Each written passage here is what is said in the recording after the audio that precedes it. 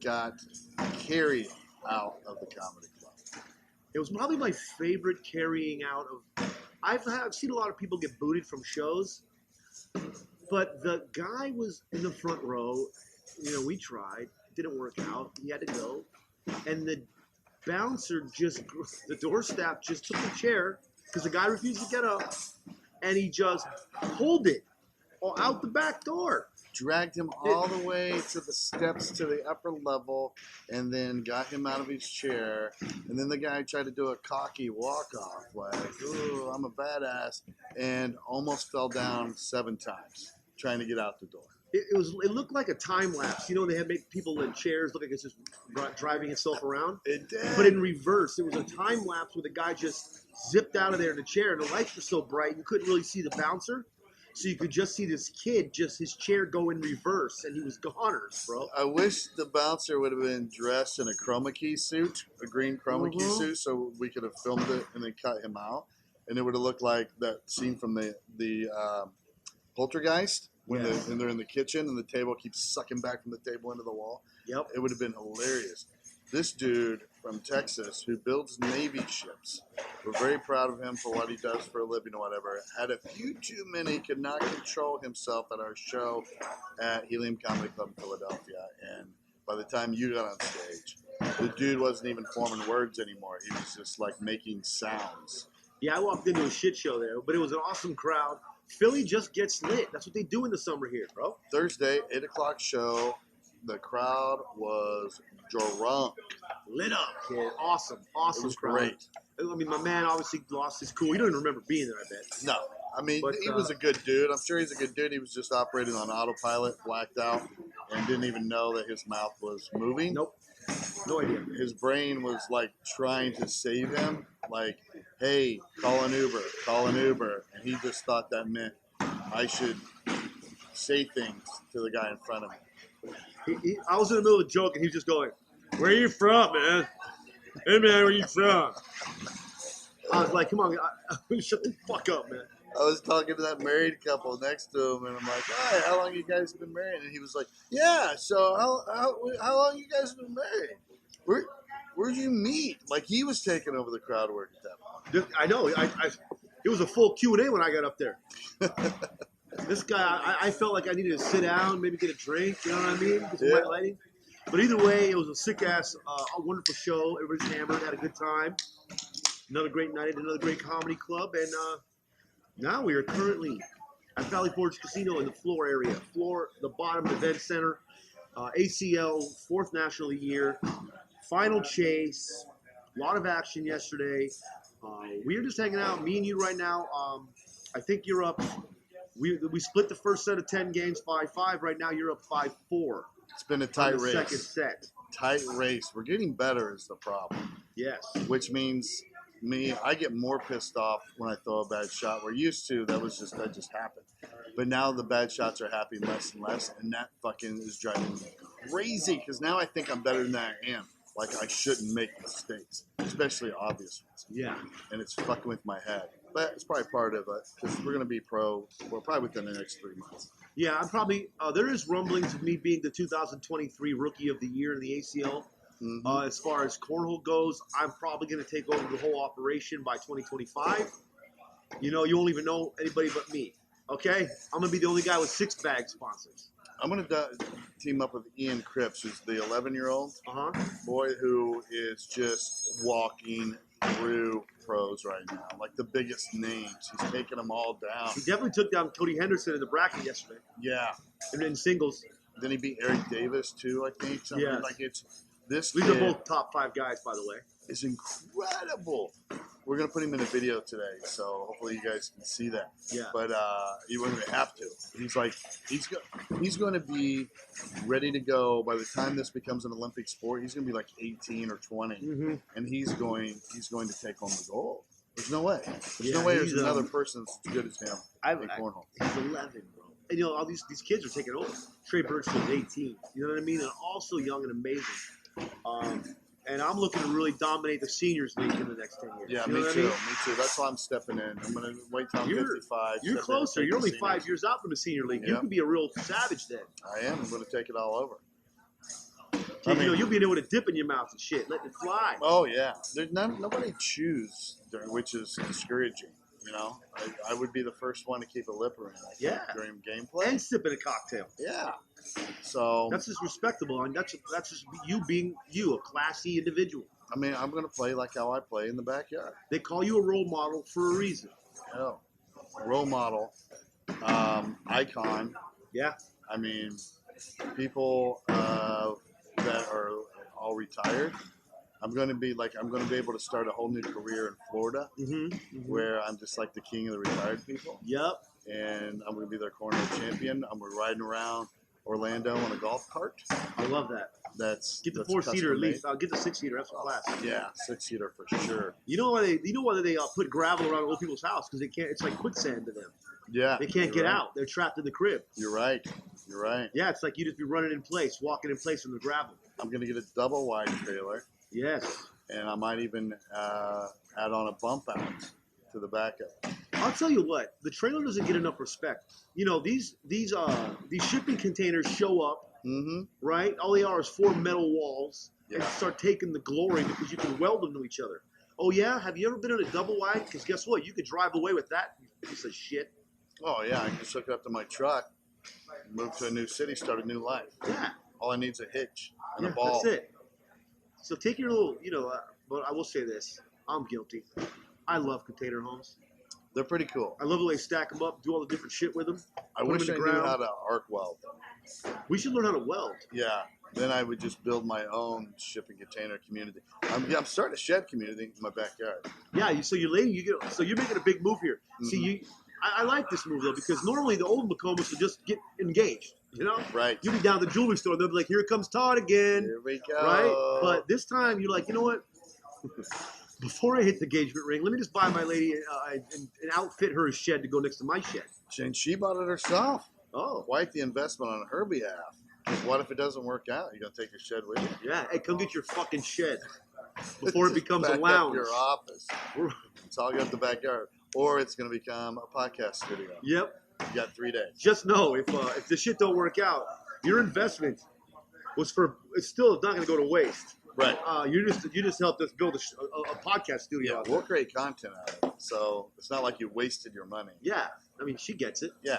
I mean, She's you a won't very be able to use it understanding anymore, woman. but we will. Yeah. You know what? I'm going to build a shed on the other side. We're going to build a fucking road in there. That's next. We got to put a shed. All right. So I want to be under the trees. Yeah. You know where those style shed toward that corner. Yeah, I want like when you want in feel. between those 2 trees, yeah. so that the limbs hang over or whatever. Yep. And I don't know what we'll do in there. Maybe that's the podcast studio because we have the bar that faces the house at the very rear middle of the backyard. Hers faces the bar shed, and the back of it is against the back of the house by the stone patio. So we just keep going around. We put your podcast studio / bunkhouse right there between the trees in the corner. And then what we got to do is fill in one on each side of that. We have like a little Wild West town out there. We put a little walkway that you can just continuously walk from one to the other. We should get like a goat or a horse or something, like a small horse, like a Shetland pony. Oh, yeah. One of those. People aren't buying the Shetland ponies enough. They're pretty awesome. Yeah, they're real awesome. Have you seen the little dwarf ponies that they I don't know, mini horses or whatever, the miniature horses? Just don't call it a midget horse. They don't like that. No, I wouldn't, because horses, they fought through that. The dwarf horses fought through that. Yeah, they did. In the 50s. This is what I quote. This is a dwarf horse talking about the plight of their lifestyle. He said, I was like, wow. And it touched everyone. It was people were floored, bro. And it changed. People were floored. I mean, they were going to have their own dwarf horse, Wizard of Oz, and that was right before that happened. And then they went on strike. All the dwarf horses that were actors. And it still ended up a pretty good movie, but it would have been better because they were going to be unicorns. They fucked themselves out of the rights for for their future checks and all that. But you know what? Right. It's worth it. It's one that they won the war. They might have lost a couple of battles. The original casting for Wizard of Oz, people won't know this, but it is available on the web if you dig hard enough. So instead of the flying monkeys, it was originally going to be winged dwarf unicorn Pegasus horses. Yep. And they end up, they went on strike Yep. because they were calling them midget horses at the time, and they wouldn't stand for it. They were way ahead of the human dwarf in that regard, and it changed. They went flying monkeys instead. And you know what? That's and the rest was history. Mm-hmm. But I will say this: some sort of animal back there. There's just and also, if we put a shed in that back left corner, that northeast corner of yours, no, your southeast corner of your yard, we could probably extend a patio up top into a tree house to your 2 trees. Oh, good call. We have we could maybe run like a mezzanine. You know what I mean? Down the way to the other sheds. Yes, we could even hunt deer from up there. Yeah. If we wanted. Do trick maybe do a zip line. Oh, zip line. Maybe down a zip to the line back from of the my house. shed to your lady's office. Oh, yeah. But I'll land right between the bar shed and then your lady's shed. That's where we can land at right there. So if your lady uses it, she can just zip right to her shed. Yes. And if you use it, you zip right to the bar. Yeah, I like that. The two-way zip line. Yep. It's a great idea. Yeah, but just so you can hang on. We're not buckling in. We're just going to hold on to the little bar like OG spies. Oh, yeah. I mean, we have to. It all revolves around the bar, for sure. But, we'll get started. We end up with 5-6 sheds back there. I'm going to go to the bank, get a personal loan now. You know what I mean? Yeah. I'm going to make my money work for money. It don't even make sense. You can get a good insulated shed. You got to finish out the guts of it yourself, but with like fancy windows, fancy doors, right around $13,000. That's not bad. They'll make it for you. And the Amish. Is this a quote you just got? Yes, the Amish make it, and so it's good craftsmanship. Yeah, I've seen I was good and stoned one day on YouTube, and I watched a bunch of Amish dudes build a shed right there in fast motion. Oh, really? It was a 5-minute video, so it was a very intricate operation. To be a 5-minute fucking sped up video? Yeah. I mean, they'll build an entire house in a day. Like when one of them has a fire or something, they'll rebuild that house in like a day. Yeah, they are the king of the little house. Mm-hmm. And you know what? Listen, I like it. It's a niche market. No one's trying to move in on it. I don't know any other ethnic or religious group or whatever they are considered. Listen, I don't know anybody trying to market, a corner of that market, the little shed house market. This is why I respect the Amish. If you think about it, it's 2021, and still every day for the Amish is like the Oregon Trail. Mm-hmm. I mean, if they want to go to the grocery store, it's a haul. Like they lose 2 or 3 family members from diseases that we don't even get anymore. Yeah, they die of smallpox all the time. They just leave family members along the way to the grocery store and on the way back. And now, if they say they're running to the store, do they actually get on the horse and go fast, or is it just an expression? I would like to, because wagon. The only time I see people running on the horse, like the horse at top speed, is when they're being chased by Indians or other bad cowboys or other, like maybe the police on horseback. Agreed. I never see just single Amish guy on horseback running around like it's the Old West. Just be like, yo, I gotta get to the store. You have to hitch it to a wagon to go around. It's real slow. Yeah. Besides, you want to keep mileage on those wagons low because the maintenance on those wood wheels alone will drive you goddamn insane. Oh yeah. I mean, can you imagine when you get a flat on an Amish buggy? I mean, you're out of day. You're fucked. You got to make a whole new wheel. You have to go and find a bunch of sticks and branches and shit, and try to rig it up. Yeah. Do With they some carry vines. a spare? I never see a spare on the back like a Jeep. Like Jeeps have a spare on the back. Yeah. Why do they not have a spare wooden wheel on the back? I'm sure that someone listening is some sort of wagon historian, and they could let us know that yes or no, the wagon did have a spare wooden rim on the back. Mm-hmm. By the way, if your children say whims, like they can say nice whims, you know what I mean? Right. But they're actually saying nice rims when they're complimenting your car. Yes. Those are nice 20-inch whims. And I'm like, thanks, little buddy. Mm-hmm. They're 22s, though, but whatever. They're not good at math. Yeah. They don't even know their colors, a lot of them. But the kid said, no, those whims are 20s. And I said, all right, kid, you got me. You caught me slipping. I was bullshitting there. I tell you what the Amish are really missing out on is that they have no way to listen to anything privately without other people listening. Yeah. You know what I mean? Because, like... It's got to be live band, bro. If they're listening to, to a podcast, all it is one elder sitting in a rocking chair just telling stories out loud to everybody. They got no way to consume it just by themselves like we do. Like if I want to listen to my favorite podcast, which is Guns Blazin Podcast, and let's say I don't want to bother anybody else in the room with it because there's strong language used. Yes. And I spend a lot of time at Christian libraries. Yep. So I'm just going to listen to it myself. I use my Raycon wireless earbuds. Well, that's because you're smart, Todd. Everybody else, dumb. People with Raycons, smart. Okay? If I could equate people who use their Raycons to a sound, it would be this. When you crack a fresh beer open, you're like, now that's what I'm talking about. Yes. And that's why we love Raycon headphones, guys. Because I'll tell you right now, whether it's for work or play, a lot of us are on the move again this summer. My advice to you, grab your Raycons and let's make a move. Oh, absolutely. Listen, you get crisp, powerful beats at half the price of other premium audio brands. And Raycons look great and feel even better. And they come in a wide range of cool-ass colors and with customizable gel tips included for a comfortable in-ear fit. Shaun, what kind of shaped ear holes do I have? You have some weird-ass ear holes, bro. Weird. It was like somebody had a broken penis and they had left it there in your ear and they just at least arrest it there. That's what, and they molded around it. That was my nickname in high school in all sports. Was broken penis ear hole MCCOMAS. Yeah, but the thing is that was long enough that it could rest on your own ear. Yeah. So you would fall asleep on that side so you wouldn't cut off the circulation. Absolutely. Try to fit with the earbuds that come with your electronic device or with your phone in there. Yeah. This shape ear hole. Not happening. Nope. It falls out every time I move my head. Raycons, it doesn't matter, man. They fit like a glove, like an ear glove. Mm-hmm. And I've never been able to have any other pair stay in my ear while I exercise. Because I exercise, 7-8 hours a day? Minimum, dude. Minimum. On a light day, kid. I CrossFit for 3 hours, and then I run an Ironman triathlon for the last 4. You the first dude to ever do crisscross fit. Where you do cross and you come back criss the other way. Crisscross fit.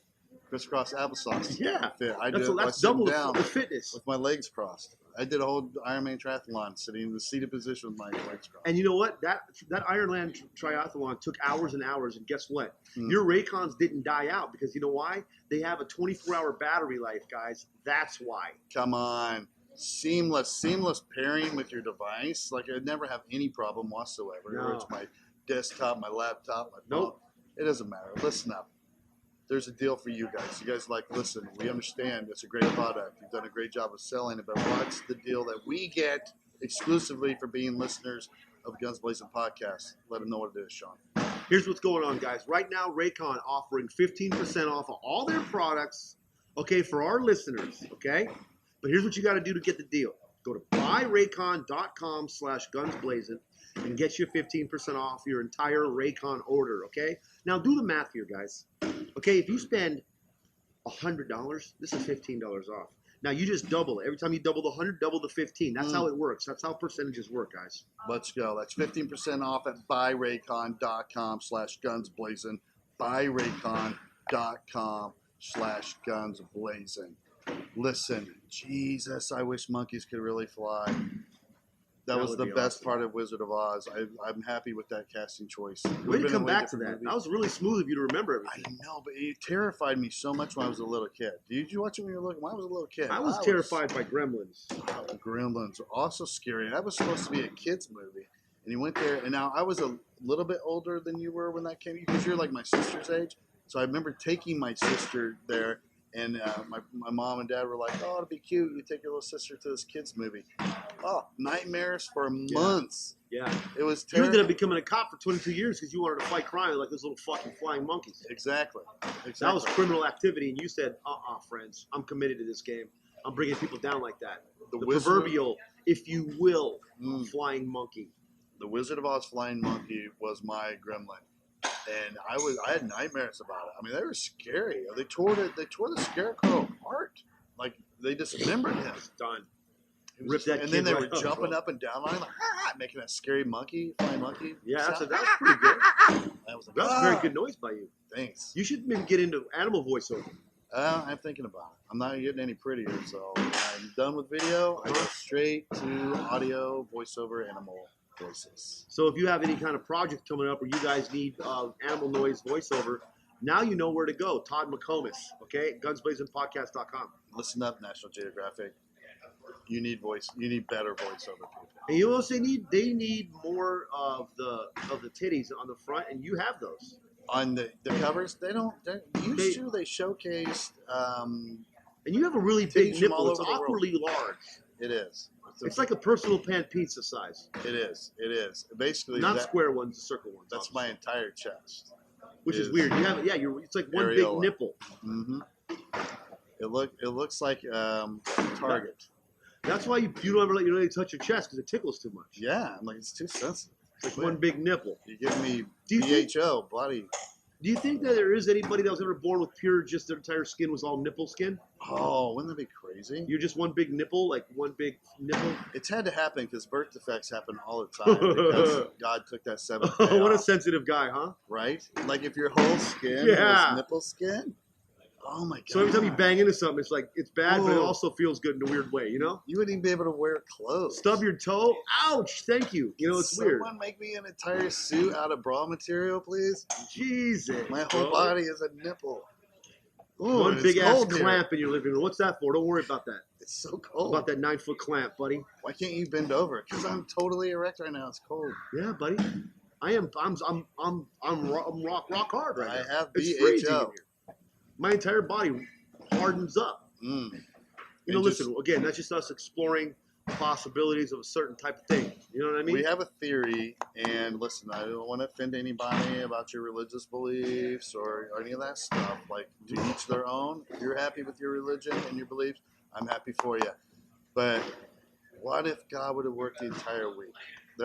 We have serial killers. We have people that are fucked up in so many ways. A lot of people with horrible birth defects, whatnot. There had to be something in the genetic code that was screwed up by taking that day off. I mean, if you think about it, from what I understand, he was only working 5-hour shifts. Right. So you didn't work 6 days, buddy. I mean, back then, I think planetary creation was union. So, nobody could control that. Yep. I mean, you can only work like 1 hour on, 1 hour off, break. But listen, I think he could have done a lot better. Dude, I was in the sheriff's department, bro. I would work 30, 40 days straight. You're telling me I can do it in a jail and Jesus can't do it on earth? You take a day off?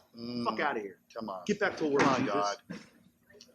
It was actually God, I think, but whoever Jesus, did it. Jesus did a lot too. Jesus is God. Depending on what religion. You know? Yes. Is there two of them? Is it a son? Is it a family? What's going on here? Are they actually one? Nobody really knows. Nobody it's a big knows, mystery. Dude. By the way, he's probably not even white. I mean, the area he's from is like northern Egypt or some shit. Right. That's pretty hot down there. I mean, really the only thing we've ever proven from any kind of scripture, like scientifically proven, was that Joseph Smith found those gold tablets in his backyard. Yeah, Mormonism, 100% true. Yes. That's not a fairy tale. That's a real book. There's no way that dude could have made that up. No, sir. I'll tell you, I think we were next to his partner last night on the craps table. We were. This dude was religious. I mean, this guy, guys, I'm going to tell you right now, I've played a lot of craps. I've done a lot of casino work in my life. Mm-hmm. So I always end up playing craps, and I love craps. You know, we do a lot of shows, this stuff, a lot of casino shit going on. Right. So I've always played craps. I've probably played 7,000 times. And last night I had a first. A couple of firsts, actually. Yeah, two firsts. I'm Don't telling forget you, the KKK rally. Philly gets lit, dude. People in this town are living it up right now. I'm at the craps table. I'm doing all right. All of a sudden, some dude rolls up next to me. But he comes up with the director guy, like the VIP director of the casino, with the nice, not just the suit, okay? But like the vest under the suit, the nicer shirt, not the basic Macy's black suit, white shirt, the cuffs that go too far, like down to the bend of the knuckle of your thumb. This guy was dialed in. So when that guy's walking somebody to the craps table, the dude's got dough. Right. Because then he had a sign. I've never been at a craps table and had a sign for shit. No. I saw this dude sign his signature and get about 50 to $100 chips at a time, about 3 different times. That means he has a line of credit with the casino. And this guy was the friendliest dude. He introduces himself to everybody on our end of the table. I'm the comedian. That's what he kept calling me. And he was throwing down $100 bets to back up our pass line bets. But he was doing it. It was like a Robin Hood, but he was robbing from himself and giving to the poor. He was. He was spreading the wealth. He was from Kokomo, Indiana. Of all yeah. And I don't know if he was bullshitting me, but I guess he was in a software game, and he said, yeah.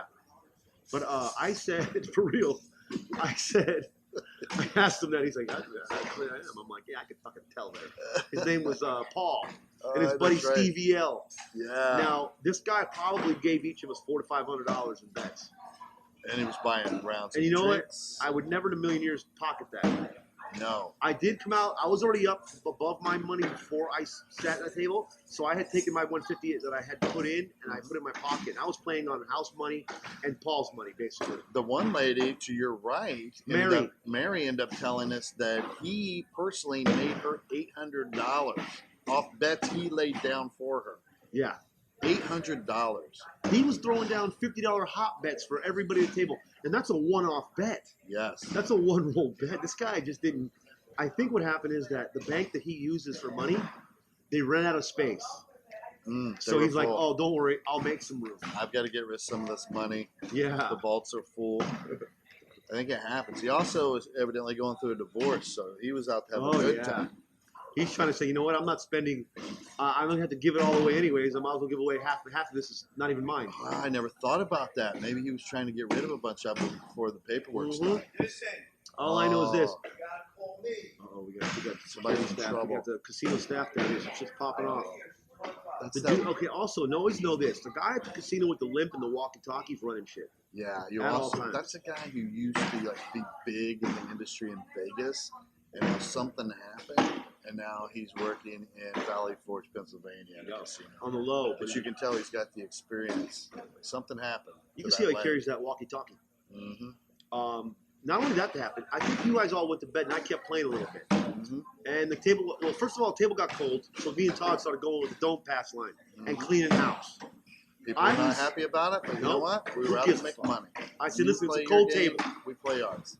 And here's what I did. When I started to roll, and I was betting against myself, I was yelling out to the casino that I was trash to bet against me. Mm-hmm. I said, guys, I'm a piece of dog shit.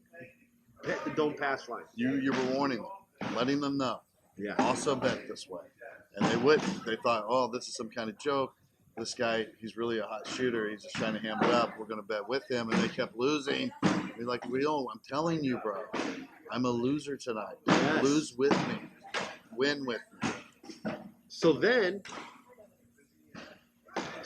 what happens is some other drunk ass dude comes rolling up to the table. Were you here for the races? Oh yeah. Okay. Right next to that dude. So me and you are next. We're at the table. We're betting the don't pass line. This guy was not having it. He hated what we were doing. Hated it. But when he came up, I said, "My guy, this table is cold as balls. We're going don't pass right now. on him." Telling you right now what's happening. Don't get pissed about it. Pick another table if you're not on board with it. And what's he do? He bets the pass line, Mm-hmm. and I roll a 7. We're cheering, and he's getting pissed. Very. Anyways, dice go around. There's this black kid's been playing all night. Great energy. Kid's been hitting numbers. We're kind of buddies. He was the only one we would bet with. Yeah. Mm-hmm. So something happens. Well, this guy, he started hitting numbers. He never hit his point, right? Yeah. When it was his roll. And he kept telling us he wanted me to pass my roll, which I should have. I 7'd out right away. But at least I didn't waste people's time. I went out quick. And he was like, finally got the dice. He was like, just rolling his eyes. And he starts getting hot. He establishes a point, which was a 4. Not great, but, that's his point. And then he starts hitting a lot of numbers. I even told you, I'm like, this guy's going to hit a lot of numbers, before he goes out.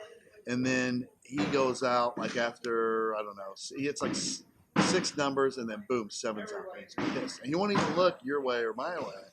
He looks immediately at the black guy, and he goes, so you really, you were going to bet against me that whole time or whatever? And with your nappy ass head and fucking, and we were like, what? Whoa. Nappy ass hair? Like, you can't say that, bro. When the black homie wasn't having it, he came around the table with the quickness, got in dude's face, ready to square off, and then the pit boss stepped in security, and the racist got booted out.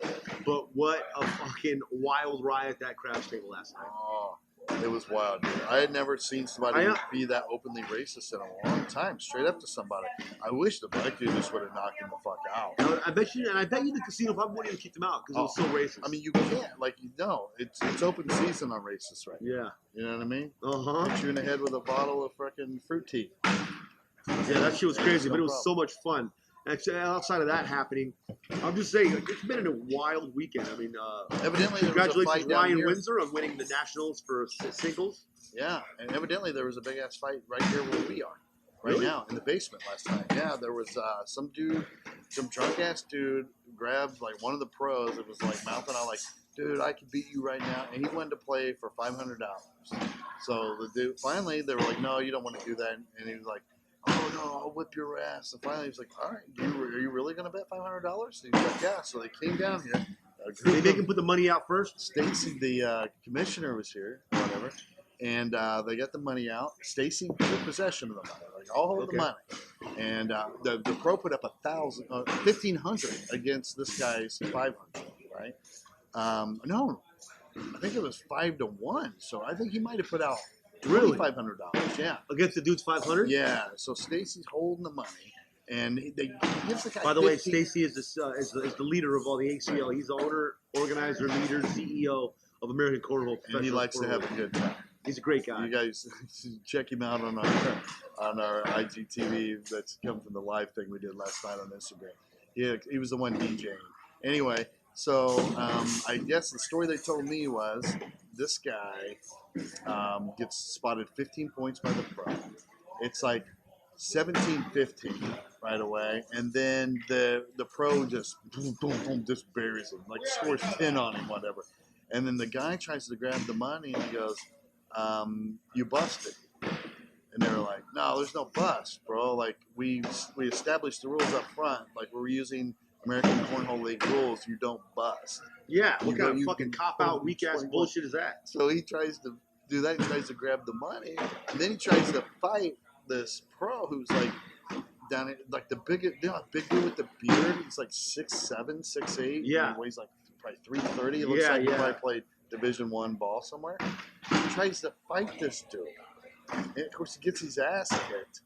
And then security comes down, puts a grab on him, and walks him the fuck out. Man, but he did pay, right? Oh, yeah. So Stacey kept the money. Oh, hell yeah. Lost. That's awesome, bro. That's how you take $500 off a dummy right there. Right? I mean, the last thing, that's the dummy. Again, we've been doing this our 4th or 5th event this year, working with these guys, and everybody's so amazing and fun and awesome here and nice to be around. But Philly has just been lit. There's just been shit going down left and right. Is a crazy city. Evidently, like when we were going to the club, it's only like 17 miles, but it took us like an hour and 20 minutes to get there because there was crashes on the interstate or whatever, and it routed us through all these little neighborhoods and stuff along the way. And we go through a really nice neighborhood, and then we get to the show, and the MC tells us that neighborhood, like for the past several months, they keep finding suitcases with dead hookers in it. Dead prostitutes, dismembered, put into a suitcase. You can find them on the roadway. And then he sent me a thing today or last night that said it was yesterday morning, and the show was the night before. And he said, "I told you, man, they just found 2 more right there where you drove through." And he showed me the thing on the map right where we drove through. Found 2 more in briefcases. And there's a goddamn sicko on the There's loose. There's a serial killer. There's a Jack the Ripper running around. Just go find the guy that's got the most credit card statements for suitcase purchase. Right? Like, that's where my investigation starts. Ross. Yeah. TJ Maxx. Who's your VIP customers? I don't know. All the luggage manufacturers and looking at... Who's buying all the Ralph Lauren Polo suitcases? Come on. That guy is killing people. That's how you know your brand is on the way down, by the way. When Ralph starts selling it, you're fucked. That's how you know, bro. I have a big-ass suitcase over there where I pack all my gear in. That's definitely a Ross suitcase. That thing is shitty. I think I could fit a body in there without cutting it out. You could. It depends, I think. Depends on how tall Too you bad are. we can't get that dude in the horn and give us a little advice on, as far as logistics goes. All right, we're taking this too far. That was insensitive. It was, but he might be listening to this podcast. He might want one of those suitcases. I don't know. I don't know what kind of suitcases he's using. We need to look into it. Probably the police aren't releasing that information. Maybe he's the guy that works at the airport and he's stealing the suitcases. That's the guy that's got he's got the in on the case. We need to check for stolen police reports where people are reporting stolen luggage, stolen suitcases. Just like Christopher Moltisanti was doing at the airport in Sopranos. I mean, if you're going to rob a bank, you're going to use a stolen car. You're going to cut up a body and put it in a suitcase, you're going to use a stolen suitcase. That's great police work by you right there. And by the way, if I'm a low budget bank robber and I decide to use my car as a getaway car, but I change the license plates or whatever, right? Mm-hmm. I'm definitely going to have a car painting. At my house, I'm going to be able to spray paint my car very fast. I'm going to have a car painter. Oh, yeah, like an auto body place. Just set up, just run it through. Yep. Like one of those quick paint things. What are they, $2.99? I'd add a tint to it, some different rims, some different whims. Yeah, get some I should have said whims. I had a callback. Damn it. Blew it. God damn it! But what are you going to do? Those are nice whims on your bank wobble call. Thanks, Timmy. Thanks, little Timmy. I tell you this right now. I was thinking about this yesterday. I think the dude that works on thrusters over at NASA has got it made as a single dude at bars, bro. Can you imagine telling chicks that you just work on thrusters? Oh, yeah. You're a fucking NASA engineer and I only work on thrusters? Who don't want to get thrusted by a thruster guy? And the only problem is you have to bring the heat in the sack. You can't be telling chicks that you work on thrusters and you ain't got no thrusting. Right. Like, this guy is the thrustless motherfucker I ever met. You work on thrusters? I mean, you should be the best at thrusting during sex because you understand physics. Propulsion on another level. Yes. You understand aerodynamics, physics, air resistance, all these things. Weight balance. Oh, yeah. What do they call that? The explosive force? Propulsion. Propulsion. Boom. I just said it 2 seconds ago. There you go. I mean, if you're disappointed in the sack, then yeah, you better just say that you fucking do the AC or whatever on the ship. Yeah. Now, I'll say this though. On the flip side, let's talk about the NASA engineer that works on thrusters that can thrust. Ooh. Now we got honeys being like, "Yo, last night I met a dude that works at NASA on thrusters, and he thrusted the shit out of him. Mm-hmm. Like, this guy was born to work in the thrust game." Do you might think there's some, like, say, he knows the physics behind thrusting, he knows how to thrust, but say he's got some physical limitations. Do you think there's a dude out there who engineers his own thrust harness to, like, he wraps around his waist and straps around his thighs, and it's kind of bionic, and it just...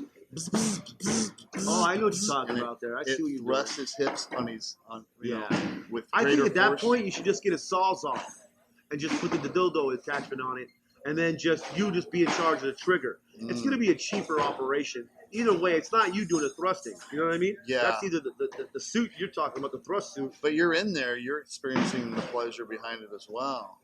Oh, okay. Just say you don't have good hip action. Let's say you've got I don't know. Let's say you come out too far, though, and you bang the wall. That's always going to be bad, especially with a thruster machine. Yeah. Now you're running your penis, a rock hard penis, into a hip, and that's with the RPMs of a thrusting machine. Oh, and forget about it. It's called broken cock. What if during like testing you try it out and because then everything goes wrong in testing and it goes wrong and you can't turn it off and it's too powerful and you and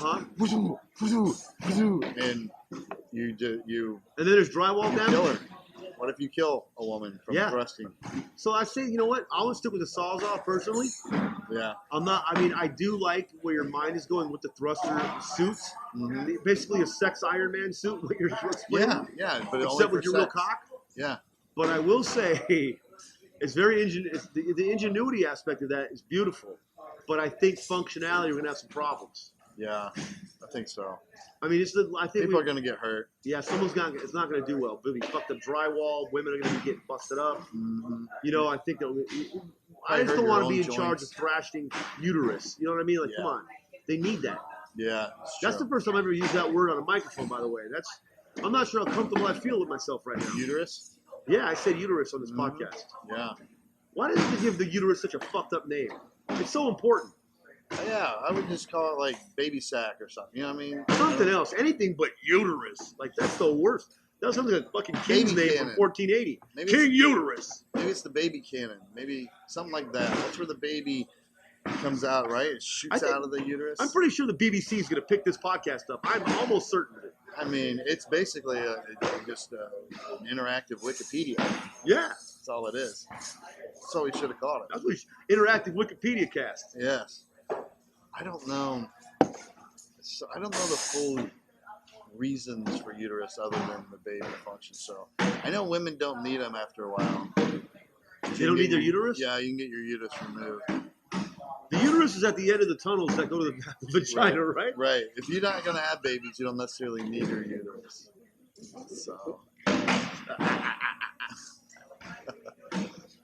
It's at the end of the tentacles. Yes, it is. That's what the sperm twins do, right? Yes.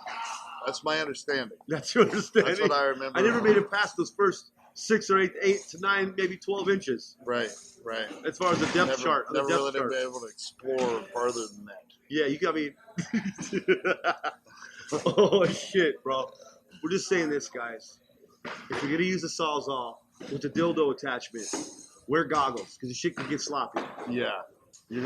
I would just put a splash guard on the end of it anyway.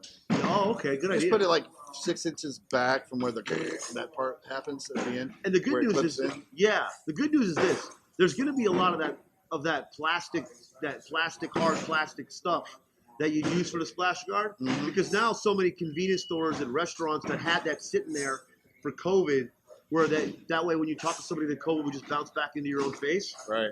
That's going to be a lot of that's going to be out back of restaurants and out back of convenience stores. I'm going to be honest. Like, I'm not saying there are plenty of women that are more handy construction-wise than I am, but I can't help it. Whenever I'm at a Lowe's or Home Depot and I see a woman buying a Sawzall, I just automatically assume that it's going to be converted into a dildo. A sex toy. Yeah. Now, it is going to be one of the harder ones. You know what I mean? That's kind of like trying to commit suicide with a long barrel shotgun. You know what I mean? I mean, I stopped a woman once, and I was like, "Hey, you shouldn't go with the battery one. You should get one that plugs directly in."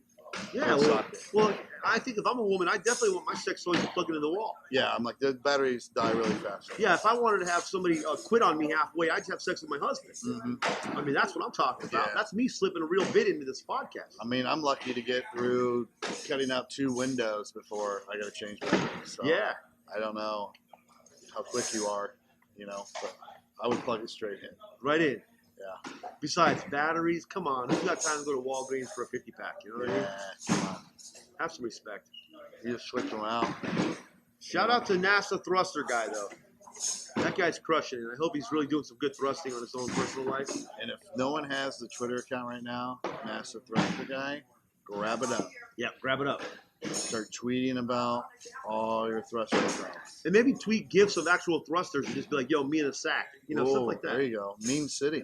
What's that? Good call. Philly, though, what a wild-ass spot. People getting lit. I mean, lit. But I'll say this. Everybody I know from Philadelphia drinks fucking... They're really good drinkers. They are. And it's not like well, I mean, a couple problem drinkers would come across, but they weren't Philly people. They were from out of town. Philly people, I feel like, are very comfortable in their drinking. There's no sad sack drinkers. No, want to punch you in the face. Oh, kind of. The guy last night. He was a racist drunk. Yeah, but he was from out of town. Oh, okay. Good point, dude. Nice. Hey, I stand corrected. I think he was a little closer to KKK country. If I had to guess. He might have been from southern Somewhere Indiana. outside of Brownsburg. Yeah. By the way, a little Indiana inside joke there. Yeah. If you know, you know. It used to be the headquarters. That's a fact. By the way, if you are the thrust guy at NASA, you have to call yourself the thrust master. He's a kidding guy, right? They call me the thrust. I can't even say the word no more. I would walk straight into NASA after I checked in through security or whatever, and they looked at they hand me my coffee thermos back, and I'd be like, Thrustmaster's in the house. Oh. Let's go. Thrustmaster's already on the tarmac, bro. He don't go through security, by the way. That's true. He fucking does the thrusters. He's the thruster guy. If I worked at NASA, I would have a jetpack, and that's how I would get to work every day. I'm not going to work at NASA and just pull up in a car, like I work at some factory that makes widgets. I'm putting people into space with my thrusters. I'm going to wear a jetpack and fly over the building into the back parking lot.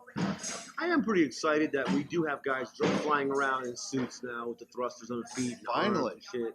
I've seen that one guy, he just flies around LA and shit. No one knows who he is. You know, there's like a random guy in a fucking rocket suit that just bombs around L.A. Seriously? And they don't know who he is. Wait, what's going on? Yeah. I love it. Yeah, this guy's my hero.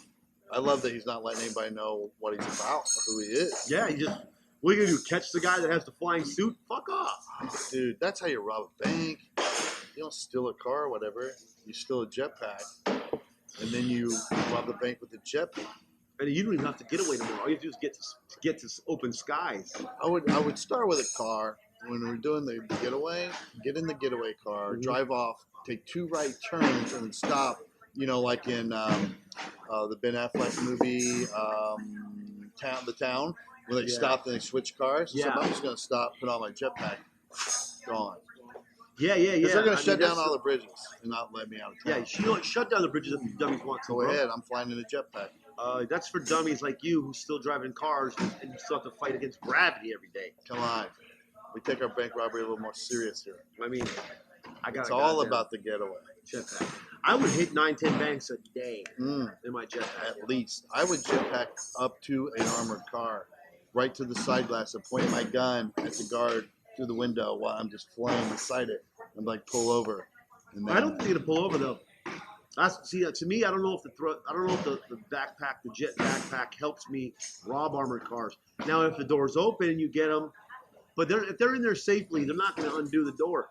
Now, but I will have converted a Sawzall to like a metal dildo, and I would and chip right that bulletproof glass? Chip right through the bulletproof glass. Like a woodpecker with a shinier helmet. Yes, I respect that. I mean, I'm the jet thruster guy.